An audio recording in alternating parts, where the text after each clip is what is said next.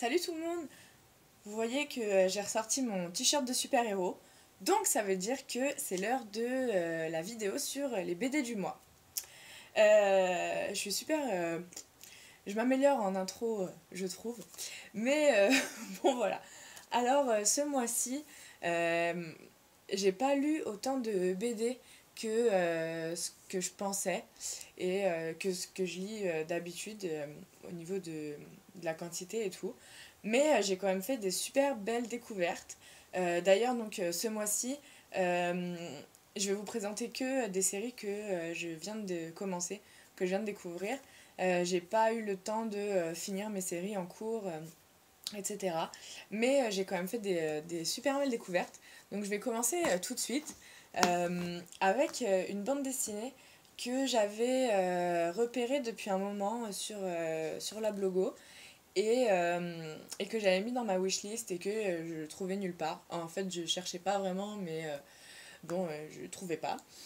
Et je suis tombée dessus la dernière fois à la bibliothèque ma sauveuse. Et du coup, je me suis ruée dessus et j'ai vraiment adoré. C'est la série Elinor Jones de Al Jazeera et Aurore que voilà, j'ai vraiment beaucoup aimé. Donc, de quoi ça parle? Je vais me décaler un peu, sinon on voit pas soit moi, soit la BD. Ça parle en fait d'une maison de couture très réputée qui s'appelle la maison Tiffany. Et donc voilà, donc ça se passe en Angleterre. Et cette maison-là donc est très très très réputée. Elle organise des grands bals et toute la haute société commande les tenues chez cette maison. Et donc en fait, il recrute une nouvelle couturière qui est cette jeune personne délicieuse qui s'appelle Elinor Jones. Et il s'avère que c'est une super couturière. C'est un peu une Wonder Woman du fil et des aiguilles. Et voilà, elle fait un travail incroyable dans la maison. Donc voilà, et donc comme le premier tome s'appelle le bal d'hiver, vous devinez il prépare le bal d'hiver. Donc voilà, mais alors il y a plein d'intrigues assez sympas. Il y a des secrets familiaux. Et puis les personnages sont hauts en couleur. J'ai beaucoup aimé toutes les couturières qui ont chacune leur personnalité et leurs caractéristiques assez sympas.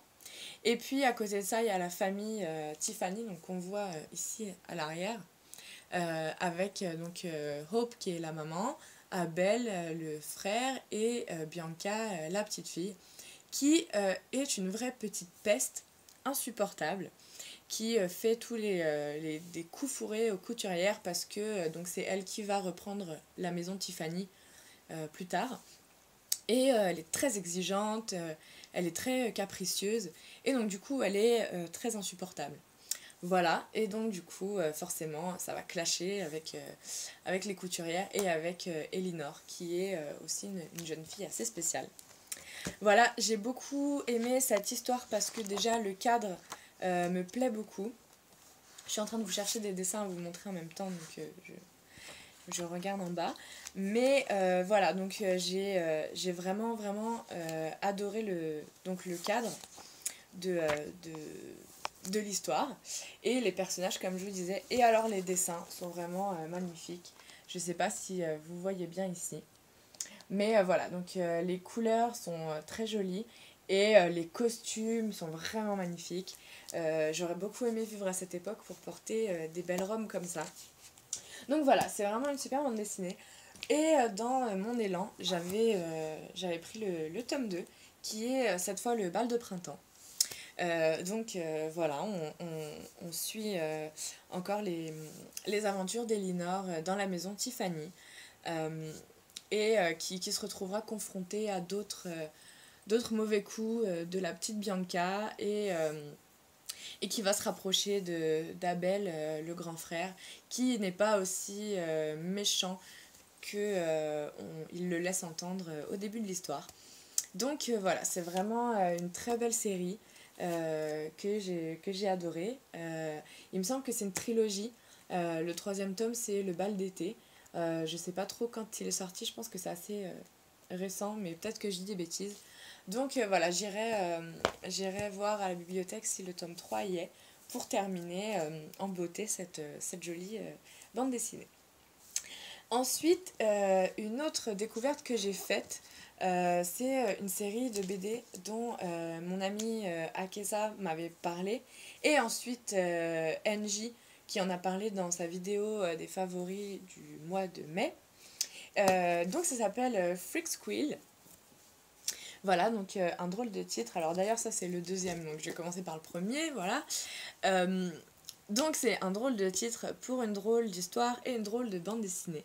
Mais c'est vraiment super, c'est très drôle et c'est très original. Alors donc c'est l'histoire d'une école qui forme en fait les étudiants à être des héros. Donc des super-héros un peu, mais pas vraiment des super-héros comme Superman et compagnie. Euh, et donc voilà, donc ils ont tous un pouvoir magique ou une habileté. Ok, ils ont tous quelque chose de spécial. Et donc ils s'affrontent dans des épreuves, ils ont des examens à passer comme tous les étudiants. Et donc l'histoire suit les aventures de ces trois personnages. Donc ici on a Ombre, qui est un loup, Chance, qui est là, et ici c'est une jeune fille asiatique dont je n'arrive pas à prononcer le prénom. Mais voilà. Et alors, c'est vraiment très drôle. Les textes sont vraiment hilarants et les dessins sont sympas. Alors, on a des parties en noir et blanc, comme ici. Mais on a aussi quelques planches en couleur au milieu du livre. Donc, donc voilà, ça alterne entre le noir et blanc et la couleur. Et du coup, c'est super sympa. Et puis, voilà, les histoires sont assez drôles, il y a plein de péripéties, donc comme c'est une histoire d'université, il y a un peu des clans entre les étudiants. Et bon, il y a aussi le directeur qui est un peu louche, on a aussi des professeurs assez spéciaux. Et puis voilà, donc tous les personnages en sont super intéressants et très bien développés. Et voilà, donc moi, ce qui m'a vraiment beaucoup plu en dehors de l'histoire, c'est vraiment l'humour et les dialogues, ça m'a vraiment fait beaucoup rire. Et puis, donc j'ai enchaîné avec le deuxième tome, qui est ici, dans lequel ils ont un nouvel examen qui est crucial en fait pour leur passage, et dans lequel ils doivent créer un système pour conquérir le monde.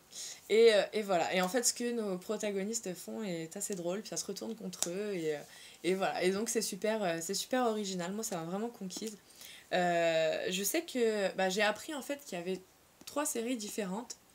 Celle-là, c'est Université. Il y a aussi Funérailles et une autre dont je me souviens plus. Mais voilà, donc dans Université, je pense qu'il y a 5 ou 6 tomes. Donc pareil, je vais aller chercher la suite à la bibliothèque parce que voilà, c'est très frais, c'est une super belle découverte et puis j'ai beaucoup aimé. Et enfin la dernière BD que j'ai découverte ce mois-ci, toujours grâce à mon amie Akesa, qui elle est une fan de bande dessinée, donc elle a toujours des bons plans. Et c'est elle qui m'a fait découvrir d'ailleurs la plupart des BD dont je vous ai parlé depuis le début de ma chaîne. Donc voilà, c'est un comic book français qui s'appelle Super World. Donc il s'affiche ici. Je ne l'ai pas avec moi parce que je l'ai lu en fait quand elle était là, quand elle me l'a prêté. Voilà, donc ça aussi, ça parle de... C'est une histoire de super-héros. Et en fait, l'histoire est super originale. Donc, ils vivent à Paris. Et en fait, ils vivent dans un ghetto. Donc, tu as le ghetto des super-héros. Et en fait, il y a 2 générations. Donc, il y a les grands-parents qui étaient les super-héros d'origine et leurs petits-enfants. Et en fait, ce qui est arrivé à la génération donc, des parents, la génération entre les deux, c'est qu'ils sont tous morts dans une expérience qui a mal tourné.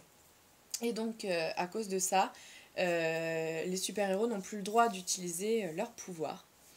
Et voilà, donc c'est leur petite vie sans pouvoir, entre guillemets, dans leur ghetto. Et voilà, forcément, ça crée des problèmes, d'une part, entre ceux qui veulent utiliser leur pouvoir quand même, et qui se retrouvent dans des histoires assez rocambolesques. Et aussi avec ceux qui n'ont pas de pouvoir. Et donc du coup, on voit en fait que les super-héros sont rejetés par les humains normaux. Donc voilà, ça aborde plein de thèmes de ce genre. Et puis forcément, comme c'est une histoire de super-héros, il y a pas mal d'actions. Et il y a une intrigue assez politique, je dirais, avec des grandes institutions qui viennent fouiller dans les histoires des héros, et puis des héros qui se rebellent, enfin bref. Et voilà. Et en fait, la BD se termine sur un cliffhanger de fou. Donc il faut absolument que je trouve le deuxième tome, parce que vraiment la dernière planche est incroyable, on s'y attend pas du tout. Et on a juste envie de savoir la suite, quoi. Donc voilà, il va falloir que je trouve ça. Mais bon, c'était une super belle découverte en tout cas. Il me semble que c'est aux éditions Delcourt. Donc il y a une maison d'édition assez connue en bande dessinée. Donc vous devriez trouver ça assez facilement. Mais voilà, donc je recommande beaucoup cette BD aussi. Et voilà, c'est tout ce que j'ai lu niveau bande dessinée pour le mois de juin.